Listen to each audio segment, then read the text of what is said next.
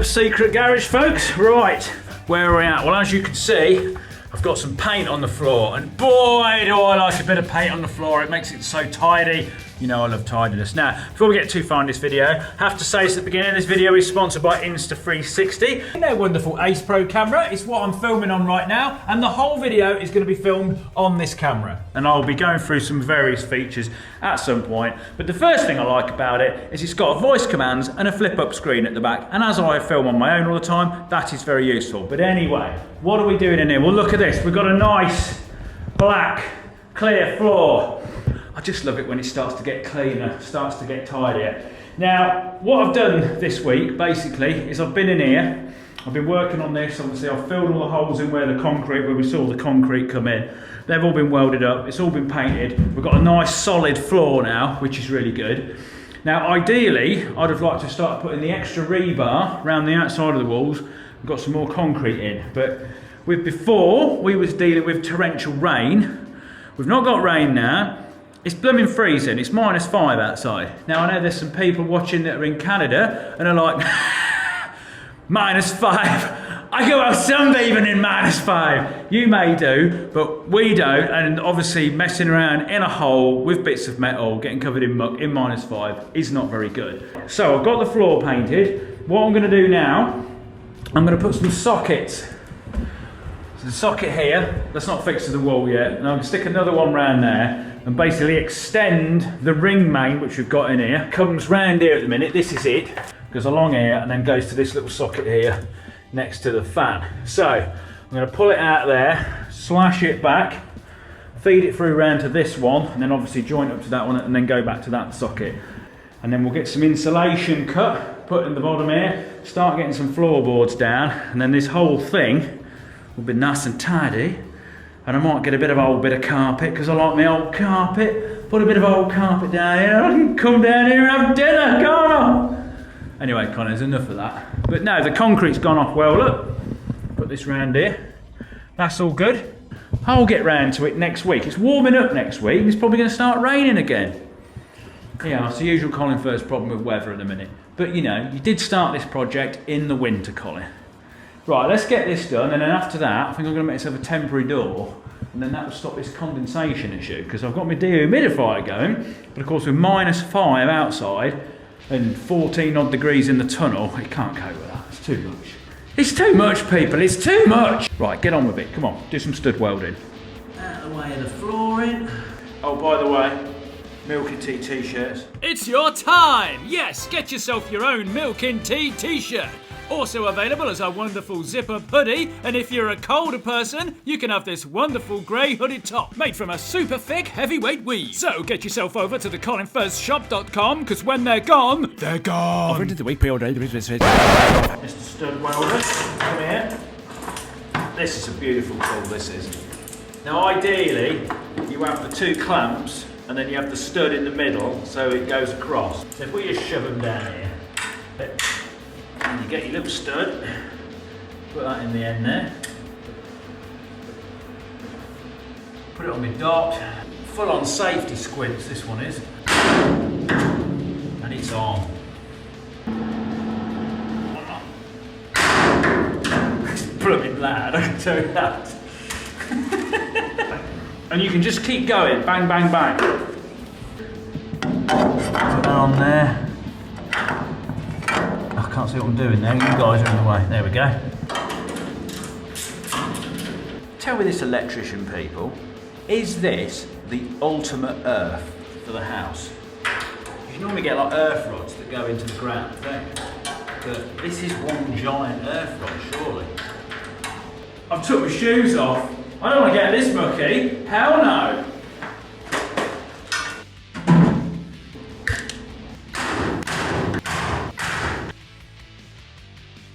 Now look, for all the electricians watching, look, watch this, look at this. Oh, controversial, Colin, controversial. Under here, that's what these little gaps are here for, look. I've not got much longer, because the video that you watched the other week, the update 5 goes out in about 10 minutes, to give you an indication of what time it is right now. Oh, I've knocked it. Right, while I go and answer as many of your comments as possible in the last video, check out this camera. It is quite impressive. The Ace Pro is an action camera from the makers of the brilliant Insta360 with some standout features that I find really useful. Looking like an action camera, it's waterproof to 10 meters and like others has displays front and rear. But the Ace Pro's main screen flips up, so if you're a self shooter, you can see if you're in frame or check your shots without the need to connect to an app. This has been a game changer for me in tight spots. It connects to mounts via the popular system, but you can disconnect the camera from the mounting bracket with this brilliant locating locking mechanism, saving you time undoing screws. The lens is a German-made Leica lens with a massive 1 1/3 inch sensor for superb clarity, but when combined with its 5nm AI chip and set in pure video mode, low light image quality is best in its field with excellent noise reduction. And as you can see from this side-by-side clip, the difference is extremely noticeable. You can't even see the sofa on the other one, but in the Ace Pro, the full room is recognisable in all its glory. Even the stabilisation in the dark is good. It has a wide range of shooting modes, from time-lapse, hyperlapse if you want to make it look like you're speeding through life, or star-lapse to check if the universe is where it should be. It can shoot 120 FPS slow-mo at 4K and 240 FPS at 1080p, with normal video up to 8K. It has added freedom with voice activation to start and stop recording if you can't quite reach the button. Start recording! And if you're in public and you don't want to shout at your camera, you can use gestures instead. Settings and parameters are quick to change from all your shooting screen without loads of menus to scroll through. Also, to capture your social media clips in parallel, free frame mode lets you line up the landscape and portrait shots in unison. So check out the Insta360 Ace Pro at my link in the description, and the first 30 orders will get the best deal of 10% discount and a free screen protector. Okay, now back to the secret garage where I seem to have water in places I don't want water. Here we are, these are the things I don't like. So I've took this bit of wood up to obviously get to the plug socket, and we've got a bit of water in here. Two reasons this could be happening. It could have been when this bit like flooded with water, that it's basically just ran down here and got to here, which potentially is the most likely because there was water right up to here, and it's all on a level, so why wouldn't it? And it's got a cable it can creep along as well. Or, of course, because it's near the fan, is that it's condensed in the tube and then dropped down, because obviously I don't use this fan very much because it doesn't need it. The air in here kind of self-circulates itself. But obviously if there's got warm air which has travelled back up that tube, and then where it comes out at the top, it condensates massively on my overhang roof, because that's metal as well, and potentially that could then be dripping back down here. So I think if I take these screws out and have a look to see if the pipe up there is wet, if that's wet, it's coming from there. If it's not wet, it's come from down there. In which case, we'll just dry it up and it doesn't matter. But this is the reason why we paint the floor to things like this. Right, let's whip that off. Got the camera set on pure video at the minute, which is for low light.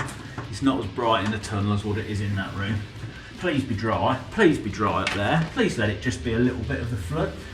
Ow, that ain't my finger. Oh, it's not coming from there.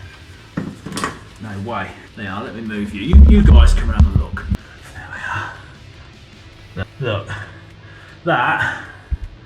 That's all come running down there.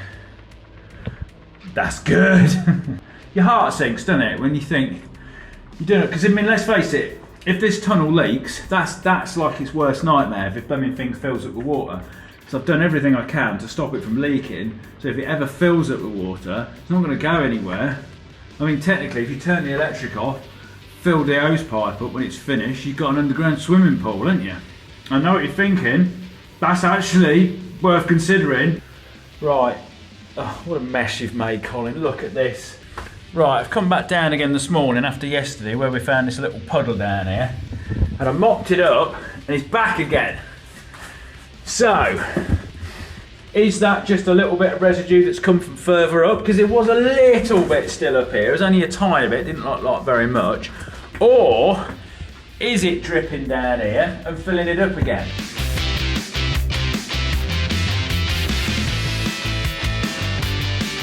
Right, that's plug sockets working. That feels good. I ain't got blooming extension leads lashed everywhere now. Right, next up, flooring. So, been up the barn and I've chopped a load of, I think these are like 180, 200mm strips, can't remember now. So I need to cut these in all around the outside, put them all down here, and then of course we need to put the Celotex, whatever it's called, insulation in all the gaps, and then we can get that down, and then this will start to feel more like a complete room. And then also I'll probably set myself up a little bit of a workbench in here, temporary, put the welders under, put all the tools and all the stuff that's just been lounging around everywhere, so it'll have a nice little working shelf, and then that'll please me very much. Then I can start getting this extra rebar in, because I think this is the last day of the cold. Of course, I forgot to add earlier, you can't pour concrete in -5, can you? No. So we can start getting that round, and then we can get the concrete about halfway up the wall, and then maybe if we've got time, we'll go up to like what I call the guttering height. If you can imagine this was outside, you'd have guttering along there, wouldn't you? And do that. Right, let's sort the floor out. And, yep.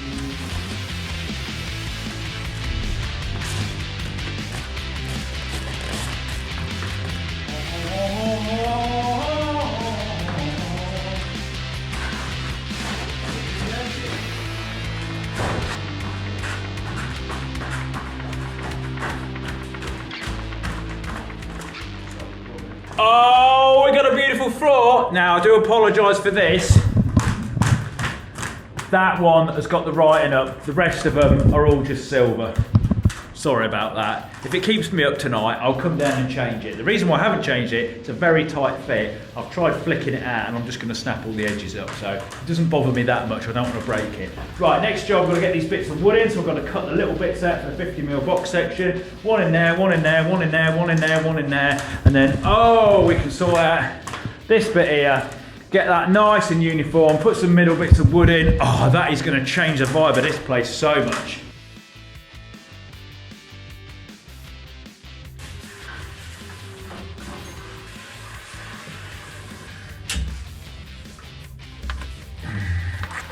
There we go. I knew them holes would come in handy. Can't beat a bit of cable management.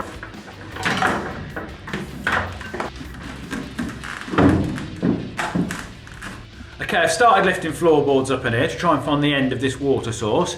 It goes back a lot further than what I want it to. I'm not very happy. Nope. Okay, this is obviously way worse than I originally thought. The key question here is, where did the water come from? Did it definitely come from that side when we had all that rain and then floods and it all bellowed out on that floor? Has it literally just crept along here and then just found its way? Because the thing that will happen obviously with these insulation boards underneath is once a little bit of water touches them, it will just capillary itself and it will just creep and find its way across the whole thing. And then of course if there's any little low spots, it'll fill that up. So potentially it could take quite a lot of water down here, and you know, it's not going to fill up. There's a gap over there on that side, and that's bone dry, which is a good thing.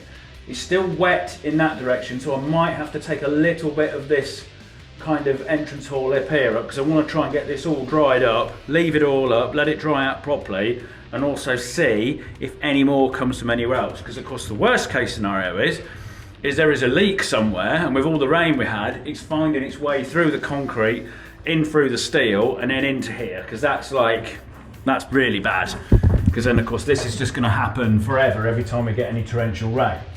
I'm quite confident it's not that, and I am pretty sure it has just come from down there and crept its way along, because this bit has been up for what, year, 2 years, and obviously it had an open end here. We never had any issues like that. Right, let me get this all dried up and then swept up, cleaned up, tidy all the stuff out of the way. Oh, this is not the job I wanted to do this morning. Oh yeah. Get through some blue roll today, you know. I could just go and get a mop, but I really like mops. Not a fan of mops. A mop is conceding I've had a flood, whereas this is merely a spillage. I can accept a spillage. Although, do I go all clickbaity on the video and put, I'm flooded? Oh, it's tricky. Not really a fan of things like that, but You know, everybody loves a bit of jeopardy, don't they? Ah! That's dry. Well, that's good. It didn't get that far.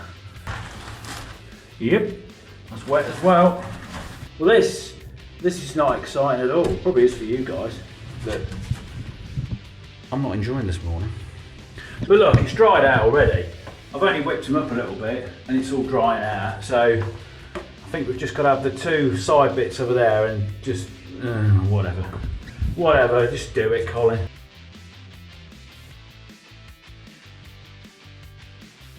Right, got to here now. Lifted this little bit up. And it's thinning out, but there's still water there. So I think best, peel this bit of carpet back here and then take this centre bit out and then we can see whether it's, wherever it is.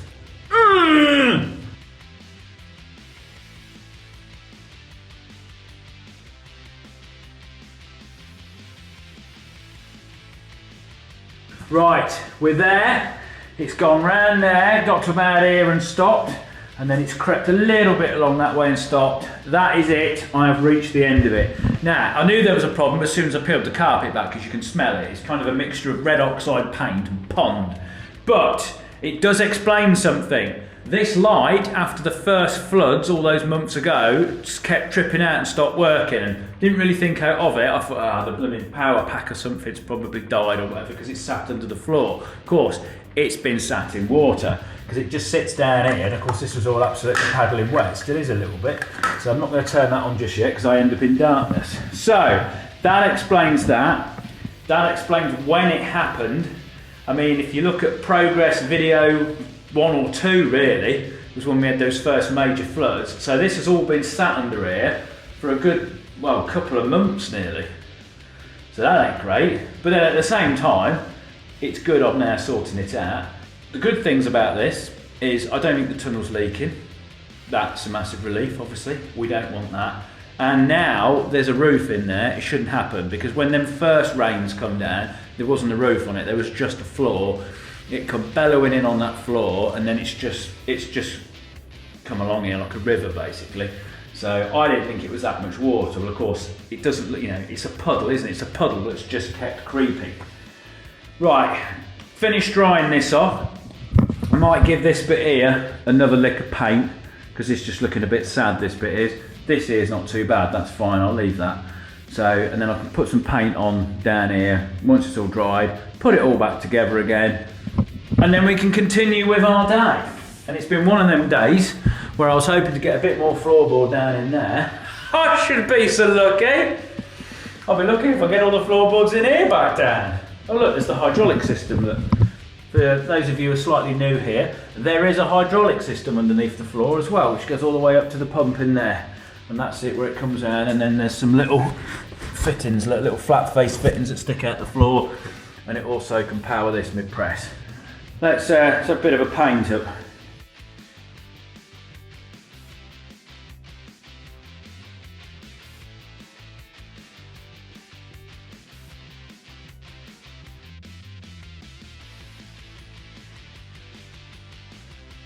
Okay, that's got that all back down together again, nice and dry. It's a good job done, but it's not how I imagine my Saturday going.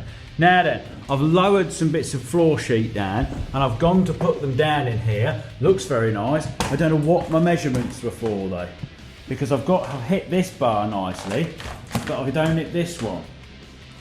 So I don't quite know what I was thinking with that, because look, they're like, they don't bridge this gap. Is that supposed to go there? I don't know. I've got 4. I'm just going to lay them down temporary for the minute, I think.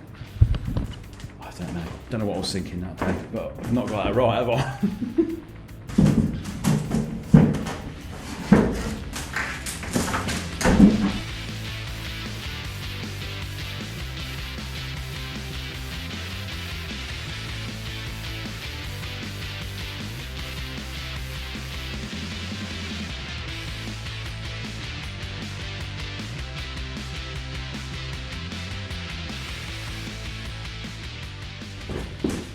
Okay, floor's down, looks very nice. Now next job, we've got to put more rebar up the back of these walls. Now, we've got a little bit sticking up, which is welded to the side. We need to cut the pins off, which held it in place when we did that first concrete pour, because we want the rebar within the concrete to not touch anything else. So it can't get any electric corrosion, it can't pass anything through from the ground or anything outside. So, drop some new bits down, tie it to that with little ties, and then up the walls we've got these little posts which will stick on. They'll hold it off the wall and they'll keep it there, so when the concrete comes down it doesn't all just push it flat up against it. And then we've got to get another mesh of rebar in front of that. And then once we've done that, I'd say that is all the tricky jobs done, because when we do it here, I'm going to do it first. Yeah. Every day the garage gives birth to a Furze. This camera's definitely brighter. Definitely, I can see from the it. You know what I mean?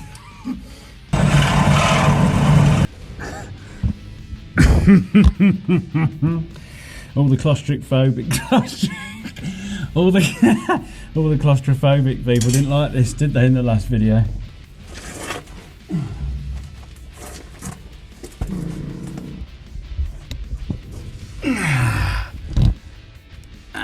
There we go.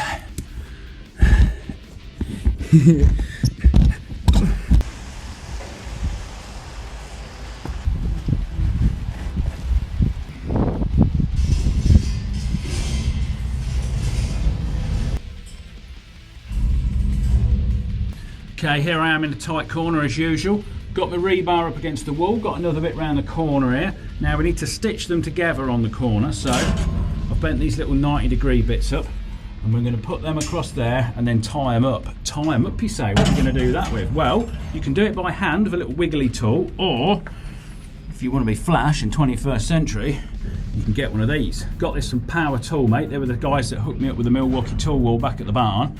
And all you do is just put it round, look, press the trigger, boom, it's tied.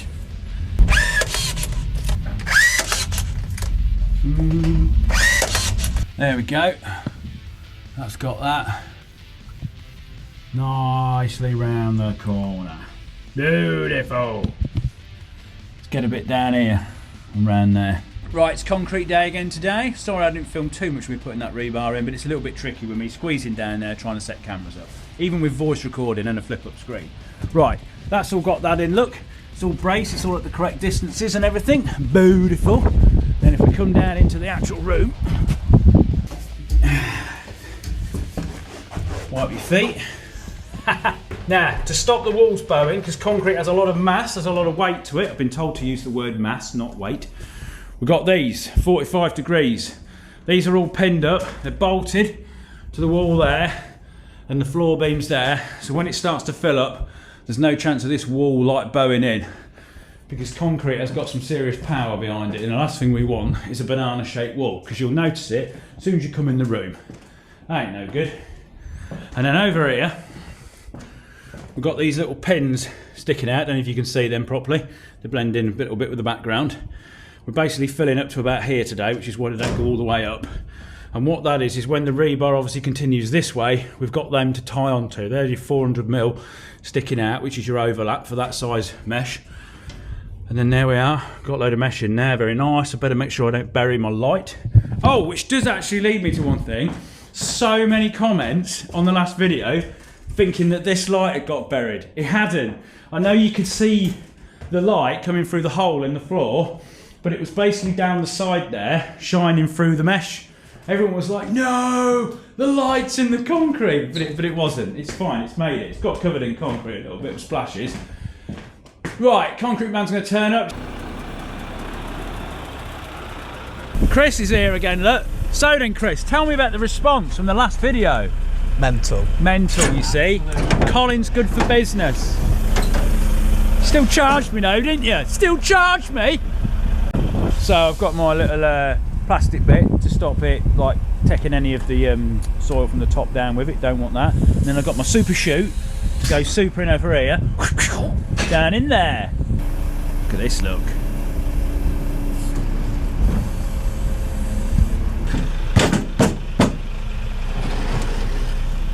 What's this? What's this? Premium prices and you turn up with this? Let me just go and check my little barricade, because if that's not working, we're filling the room up.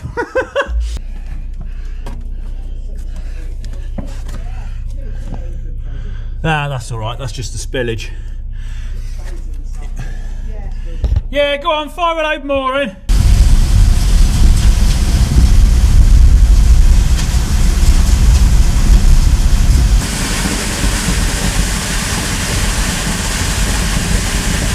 Okay, here we are, the morning after, the night before concrete, which I said before and I have actually realised makes no sense whatsoever. Right, it's all gone off. The walls this time actually got quite warm. The floor didn't for some reason. I was a little bit disappointed with that, because when we did the tunnel, like, because the whole thing was surrounded and obviously it's got all the dirt and earth above it, it's kind of encased in its own little capsule. It got mega hot. It was like 35 degrees in there. It was like being in some sort of weird oven. But the floor never got hot, but these walls have got quite warm to touch. It's very nice. Now down here, it's all gone off nicely. Let me just see, look at that, beautiful. There's lovely. Now, next job, we're going to fill it up a little bit more, next video. Now this isn't too bad, these are all pretty much where we want them to be. That one might want pulling across slightly, so I can put a little clamp or something up there. But over here, along this wall, I had to pull the outer one over so it kind of leant up against its stays, which were at the middle, and then pulled it into the right position. So I didn't have to do it there, but I did need to do it here. But of course now that's got concrete around it, they're all, you know, solidified in the position they need to be, so I can undo them clamps, get it where it needs to be, bend it, twist it or whatever. And then if we've got any extensions to make to go up, because that rebar has to go up to just underneath where the rebar for the slab goes across the top. But I'll explain all that in the next video.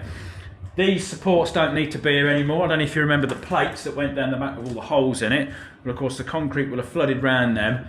That'll hold this, held this wall in position, so this can't bend anymore because it's fixed to that concrete pour we've just done. And also the weight of concrete up here is a lot less worrying than what it would have been down here at the bottom. So these can come out, the floor can go back, the manky carpet can get dragged back over it, and then this room can start to be used a little bit more without the constant upheaval of dragging everything up. I mean, I'm going to have to swap the floor at some point because I don't know what measurements I went to, but we'll worry about that probably when the whole thing's nearly finished. Right, there we go. See you in the next video. Might nearly be on 1 million subscribers as I'm speaking, if not past it. Thank you very much. If you've not subscribed, what are you up to? Get that sorted. These cameras, I've been using this now for a month. The things I would miss, the little clicky thing that you can take the camera off the mount, that is a very useful feature for swapping it on mounts, not having to undo all the screws. That is fantastic. The flip up screen again, that is very useful. I have used the voice activation a lot too, and of course it is good in low light. So generally, yes, I am very pleased with the cameras because I am a camera thrasher. I thrash all the cameras which I ever use, and these are good. I'm impressed. Right, you've got links and stuff if you're interested in that. I will see you in the next one. Oh! These will be coming off sale soon, so if you want one, get one. Right, shut up, Colin. Get on with it. ColinFurze does whatever a fuzzy does. Have a bag, set a fire, build an underground thunder. What else? There is a ColinFurze. ColinFurze does whatever a